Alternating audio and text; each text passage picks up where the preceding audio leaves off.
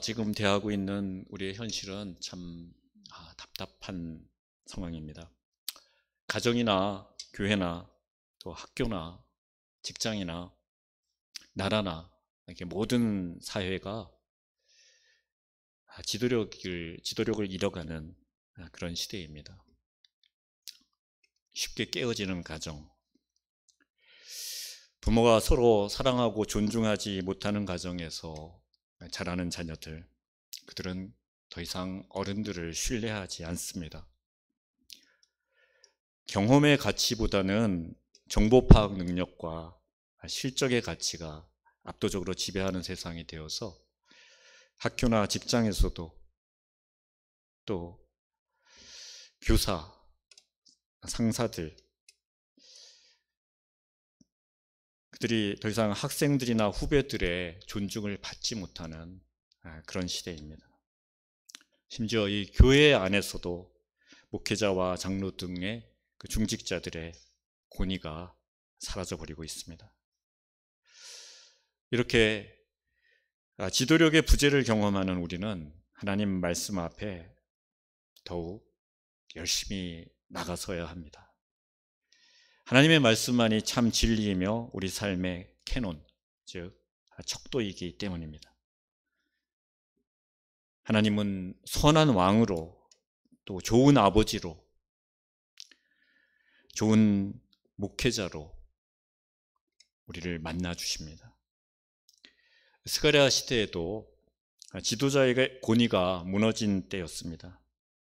왕은 없고 그 총독이 있었고, 그 총독도 자기 구실을 잘 못하는 그런 상황이었고, 대제사장 여호수아 역시도 백성들의 영적인 권위자로 서지 못하는 그런 상황이었습니다.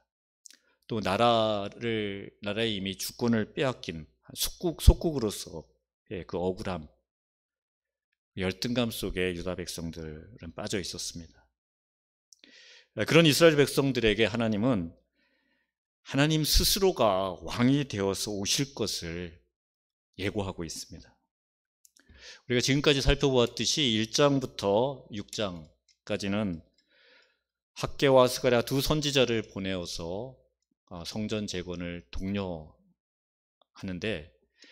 스가랴 선지자를 통해서 8가지 환상을 보여주면서 이 지도력을 상실한 여호수아와 스룹바벨, 그들이 시작한 성전 재건을 그들의 손으로 마치도록 하겠다. 하나님께서 그들에 대한 신뢰, 그리고 그들을 끝까지 사용하시겠다는 그런 메시지를 보여주셨습니다. 부족한 그 두 사람을 일으켜 세워서 하나님의 명령을 수행해 나가도록 스가랴를 통해서 격려하셨습니다. 스가랴 선지자에게 환상을 보여주면서 그 의미를 차근차근하게 설명해 주어서 백성들에게 전하도록 했습니다. 이제 스가랴서 후반부 7장부터 14장까지는 하나님께서 행하실 궁극적인 회복, 그 구원을 이루실 메시아에 대한 약속을 하고 계십니다. 성전을 지은 후 40년이 지나서 다시 현실의 어려움에 갈등하는 그런 이스라엘 백성들에게, 또 세상과 타협하고 싶은 그들에게 하나님은 메시아에 대한 그 예언을 통해서 소망을 불어넣어 주셨습니다.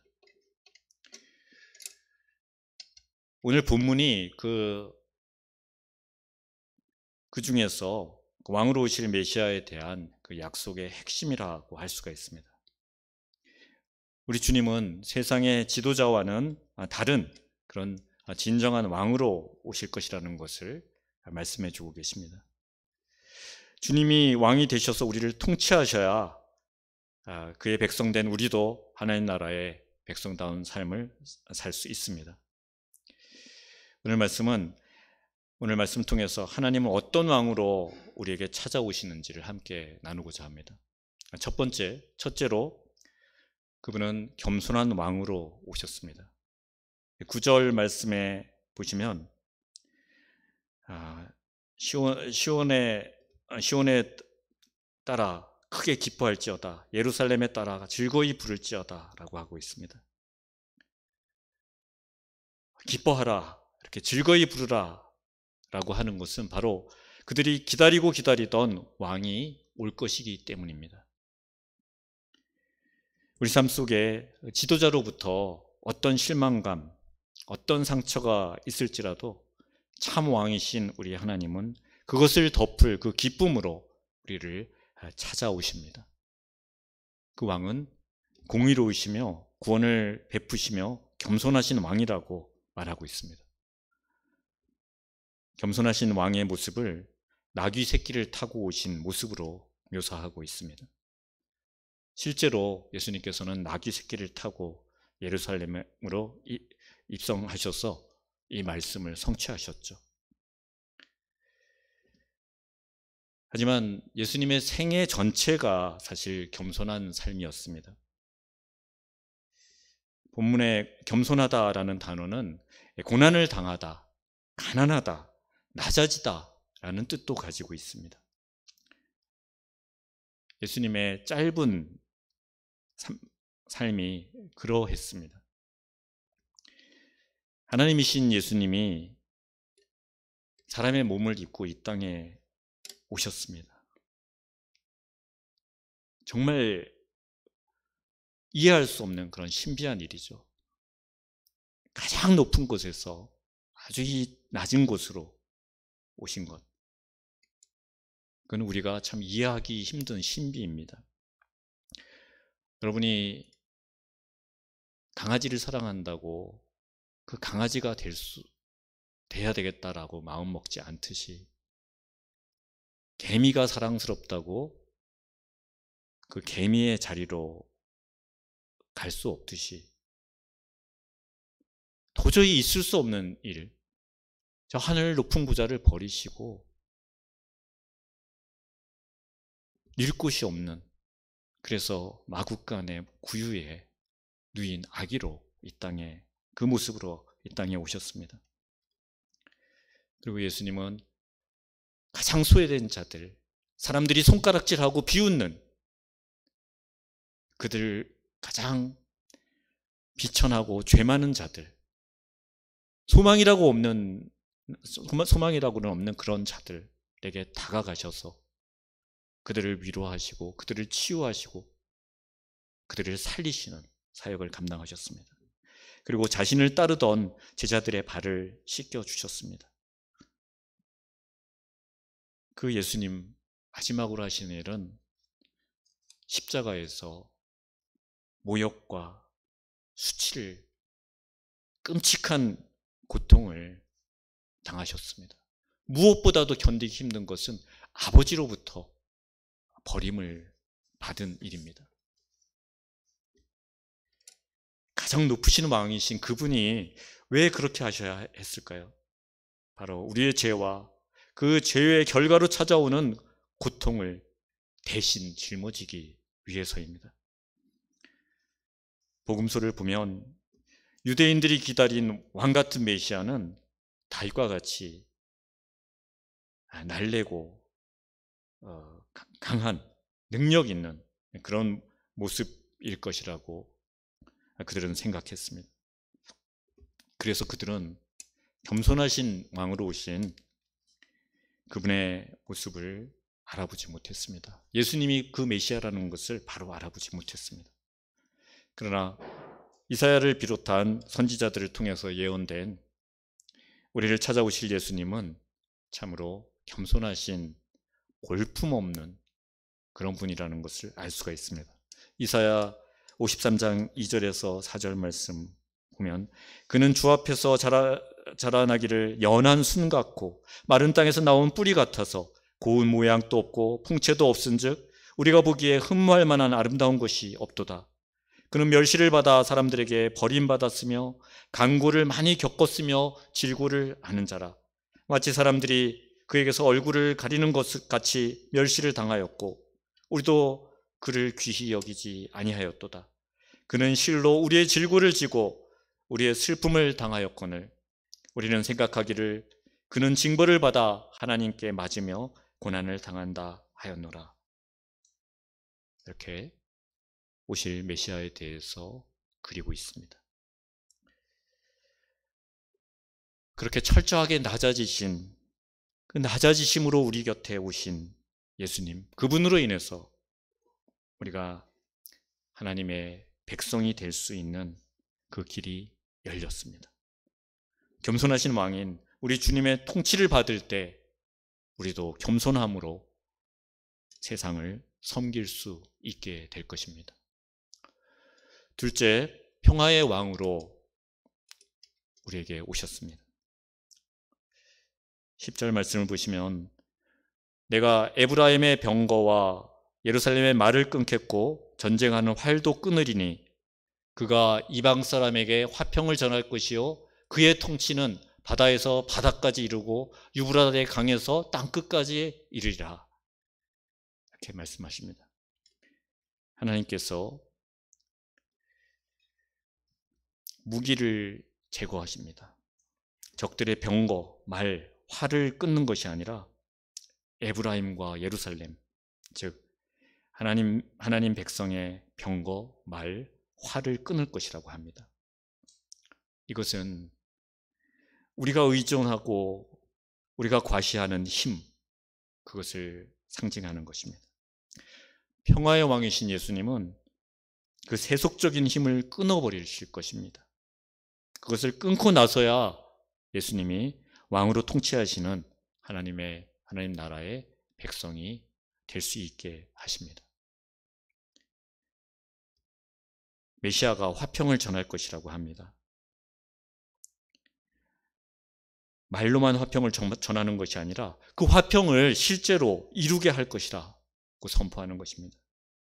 예수님이야말로 평화의 왕이십니다. 예수님은 죄인들이 하나님과 화평을 이룰 수 있도록 다리를 잇는 그런 분이십니다. 가운데서 화해케 하는 중보자이십니다.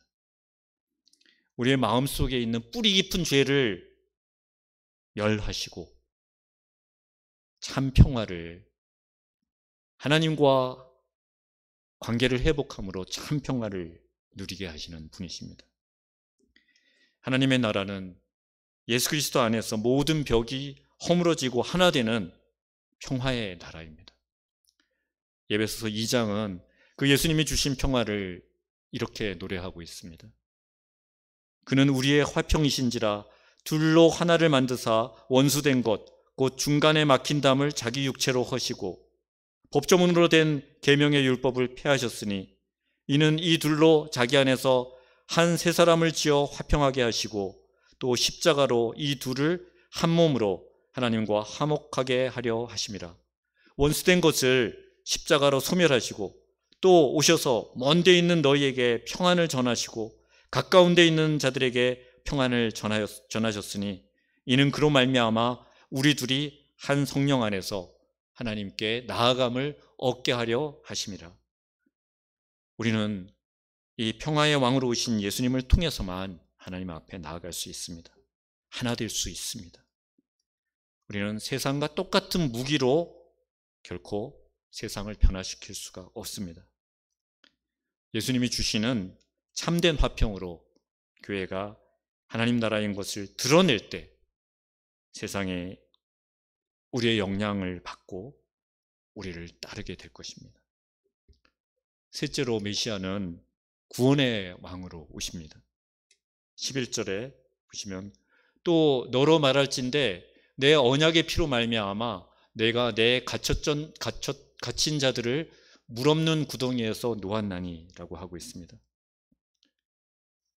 예수님은 언약의 피를 흘리심으로 물 없는 구덩이에서 우리를 구해 주셨습니다. 이 언약의 피는 모세가 율법을 낭독하고 제사를 드리면서 하나님께서 이스라엘 백성들과 맺은 그 언약을 떠올리게 합니다. 출애굽기 24장 6절에서 8절 말씀이죠. 모세가 피를 가지고 반은 여러 양푼에 담고 반은 제단에 뿌리고 언약서를 가져다가 백성에게 낭독하여 듣게 하니 그들이 이르되 여호와의 모든 말씀을 우리가 준행하리이다. 모세가 그 피를 가지고 백성에게 뿌리며 이르되 이는 여호와께서 이 모든 말씀에 대하여 너희와 세우신 언약의 피인이라. 그러나 이 첫 언약은 이스라엘 백성들이 율법에 등을 돌리면서 율법에서 떠나가면서 실패했습니다. 그들은 여호와의 모든 말씀을 우리가 준행하리이다 라고 했지만 하나님이 가장 싫어하시는 일, 하나님이 아닌 다른 신에게, 우상에게 눈을 돌리는, 하나님을 진노하게 하시고 질투하게 하시는 그 끔찍한 죄들을 범함으로 이 언약에서 멀어져 갔습니다. 출애굽 이후에 1000년 동안 이스라엘 백성은 그 역사 속에서 이런 짓들을 반복했습니다. 그런 계속되는 실패에도 불구하고 하나님은 결코 포기하지 않으셨습니다. 그리고 완벽한 희생제물이 되신 예수 그리스도를 보내셔서 새 언약의 피를 주실 것이라고 말씀하고 계십니다. 하나님은 그 말씀하신 언약대로 우리에게 다시 찾아오신 구원의 왕이십니다. 물 없는 구덩이, 그것은 겨울에는 비가 오지만 여름 내내 비가 오지 않는 이스라엘 땅에서 흔히 발견할 수 있는 것입니다. 물탱크와 같은 것이죠. 석회 안반에 종 모양으로 깊은 구덩이를 팝니다. 입구는 사람 한두 사람이 들어갈 정도의 좁은 입구, 그 밑으로 구덩이를 파죠. 그리고 비가 오면 그 빗물을 그쪽으로 유도해서 그 구덩이가 가득 차게 합니다. 근데 한여름이 되면 그 물을 다 길러내서 쓰고 바닥이 마르게 되죠. 그 구덩이에 요셉이 빠졌습니다. 형들이 그를 시기해서 그 안에 던져 넣었죠. 그것에 한번 던져지면 스스로는 도저히 빠져나올 수 없습니다. 외부의 도움 없이는. 그 안에서 갈증을 느끼며 서서히 죽어가게 되는 것이죠. 하나님이 계시지 않는 곳은 바로 이 물 없는 구덩이와 같은 곳입니다. 결코 그곳에 빠진 우리가 스스로 나올 수 없는 그런 절망적인 자리입니다. 구원의 손길이 없다면 그곳에서 죽어가야만 하는 그런 곳입니다. 그런데 하나님께서 그곳에서 건져주시겠다라고 약속하시는 것입니다. 구원을 약속하시며 구원하실 자 메시아가 올 것이니 소망을 가지다, 이렇게 말씀하고 계십니다. 소망이 없는 것 같았던 스가랴 시대 사람들에게 하나님께서 약속하셨고 그 약속대로 예수님은 우리를 찾아오셨습니다. 지금 우리에게도, 정말 소망이 없는 우리에게도 예수님은 다가와서 손 내밀어 주십니다. 그 깊은 마른 구덩이에서 내 손을 잡고 올라오라 라고 손을 내미십니다. 그 강한 손길을 바라보시고 그에 의지하시는 여러분들이 되시기를 바랍니다. 12절에 보시면 갇혀 있으나 소망을 품은 자, 그렇습니다. 이것이 바로 그 구원의 약속을 받은 우리 그리스도인들의 삶입니다. 하나님은 그런 자들을 요새로 돌아오게 할 것이며 갑절이나 갚을 것이다 라고 말씀하십니다. 원수가 함락할 수 없는 높은 성, 피난처로 우리를 인도하시겠다라고 하시는 것입니다. 13절에서는 하나님이 유다를 활로 삼고 에브라임을 화살로 삼으며 시온을 칼로 삼으신다라고 말씀하십니다. 10절에서 무기를 다 패하실 것이라고 하셨죠. 근데 이것은 또 무슨 뜻일까요? 세상과는 다른 무기, 그 무기를 너희에게 주겠다라는 그런 의미입니다. 바로 구원의 기쁜 소식을 알리는 복음이 그 무기인 것이죠. 하나님 나라는 칼과 무기로, 돈이나 사람의 능력으로 확장되는 것이 아닙니다. 오직 구원을 주는 복음으로 확장되는 것입니다. 복음이야말로 교회의, 우리의 강력한 무기입니다. 14절에 여호와께서 그들 위에 나타나셔서 화살을 쏠 것이다 라고 말합니다. 구원의 복음으로 나아가는 자들을 위해서 하나님께서는 그 위에 함께 계시며 친히 싸워주시겠다라고 약속하시는 것입니다. 그 하나님이 나팔을 부신다는 것은 하나님께서 친히 이 전쟁을 이끌고 지휘하고 계신다는 것을 알려줍니다. 15절 말씀은 피 흘린 싸움 뒤에 큰 연회의 장면을 묘사하고 있습니다. 구원의 왕이신 하나님과 함께 승리하게 될 하나님의 백성의 그 넘치는 기쁨을 표현하고 있는 것이죠. 구원의 왕이 우리를 통치하시기에 교회는 결국 승리하게 될 것입니다. 사도행전에서도 성령으로 충만한 교회를 향해서 세상 사람들이 새술에 취했다라고 말합니다. 마치 술에 취한 것 같이 주체할 수 없는 그 기쁨을 우리는 누리게 될 것입니다. 우리는 구원의 왕이 찾아오실 것을 알기 때문에 소망을 품은 자들입니다. 소망 없는 세상을 향해서 구원의 기쁜 소식을 무기로 삼아서 하나님 나라를 세워나가야 할 책임을, 그 사명을 받은 자들입니다. 하나님께서는 겸손한 왕으로, 평화의 왕으로, 구원의 왕으로 우리에게 오십니다. 그렇게 약속된 대로 예수님은 이 땅에 찾아오셨고 그분의 겸손과 평화와 구원으로 그의 몸된 교회를 이 땅에 세우셨습니다. 그리고 교회를 이루는 우리에게 하나님의 나라를 확장시켜 나가야 할 사명을 맡겨주셨습니다. 그러므로 참 왕이신 하나님의 통치를 받는 교회는 겸손의 통로, 평화의 통로, 구원의 통로가 되어야 합니다. 그런데 세상이 우리에게서 하나님 나라의 영광을 볼 수 있을까요? 여러분 주위의 사람들이 여러분을 통해서 그 겸손함, 그 화평을 경험하고 구원의 기쁜 소식을 듣고 있을까요?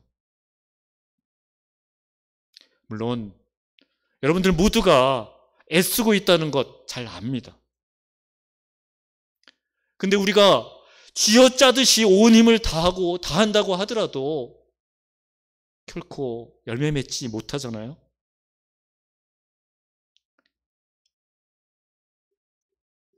제가 전도사로 사역을 시작한 지 얼마 안 되어서 이런 질문을 받은 적이 있습니다. 전도사님, 지금까지 살아오면서 몇 사람을 하나님 앞으로 인도하셨습니까? 몇 사람이 구원받는 일에 하나님 앞에 쓰임 받으셨습니까?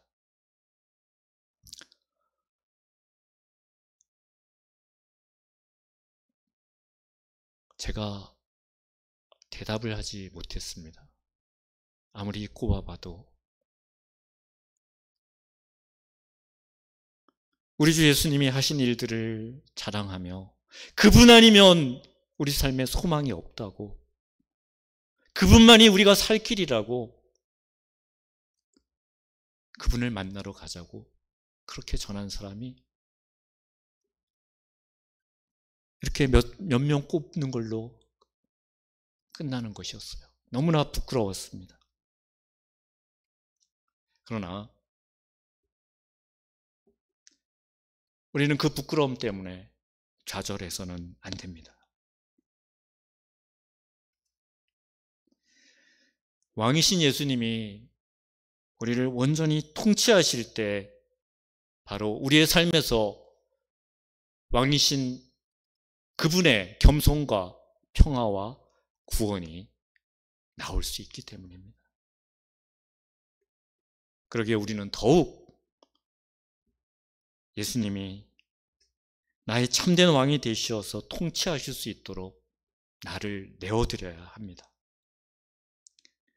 내가 의지하는 그 모든 것들을 다 내려놓고 주님만이 나를 통치하시도록 내어드릴 때, 그럴 때야 하나님께서는 나를 사용하시고 나를 통해서 그분의 영광을 드러내기 시작하실 것입니다.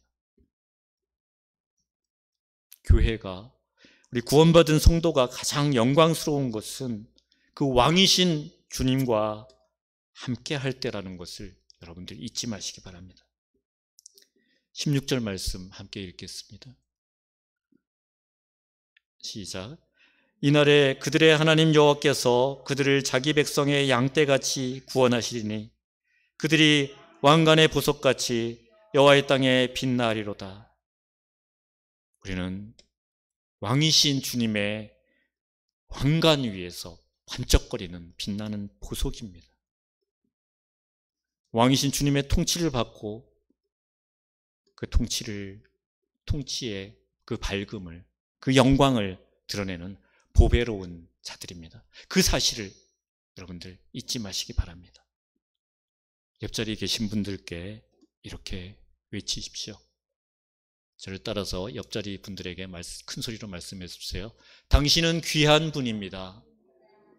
주님의 왕관에 빛나는 보석입니다. 왕과 함께 담대하십시오.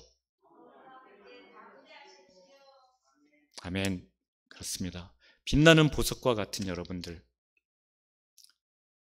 그 여러분들을 통해서 이 어두운 이 세상을 밝히는 주님의 영광이 드러날 수 있기를 바랍니다. 겸손의 왕, 평화의 왕, 구원의 왕과 함께하는 정말 기쁨의 백성으로 담대하게 우리에게 주신 사명, 복음을 전하는 그 사명을 감당하실 수 있기를 바랍니다. 그래서 어둠 속에서 헐떡이며 죽어가는 모든 인생들의 소망이 되시는 여러분들이 되시기를 바랍니다. 기도하겠습니다. 사랑의 하나님, 이 비참한 인생들을 긍휼히 여기시고 사랑하시기에 그 숱한 죄와 허물들 속에서도 포기하지 않고 끝내 구원하여 주셨습니다. 아버지께 감사드립니다. 나를 구하기 위해서 망극하게도 범죄의 현장으로 사람의 몸을 취하여 오신 겸손의 왕, 평화의 왕, 구원의 왕을 찬양합니다. 우리 곁에 오셔서 우리를 하나님 나라로 이끄셨습니다. 오늘 이 땅에 낮은 자리로 오시기 500여 년 전에 하신 그 약속을 말씀을 통해 들으며 이미 그대로 틀림없이 이루어 주심을 확인할 수 있게 하셨습니다. 그 언약의 수혜자로 교회의 일원으로 서 있게 하신 은혜에 술에 취한 것 같이 주체할 수 없는 감격을 누리게 하시니 감사합니다. 이 뜨거운 마음을 식히지 않고 영광의 왕과 함께 하나님 나라를 더욱 확장시켜 나가는 그 빛나는 사명을 감당하는 자들 되게 하여 주시옵소서. 우리를 내어드리오니 사용하여 주옵소서. 담대하게 복음을 전하며 생명을 살리는 구원의 왕을 따르는 자들 되게 하여 주옵소서. 오늘 또 이어지는 다니엘 기도를 통해서 왕의 구원의 역사를 확인하며 그 일 앞에 부지런히 동참하기로 새롭게 결단하게 하여 주옵소서. 이 시간 또 기쁨이 넘치는 하나님의 은혜 안에서 기뻐하는 그런 시간이 될 수 있도록 이끌어 주실 줄 믿사옵고 우리 주 예수 그리스도의 이름으로 기도합니다. 아멘.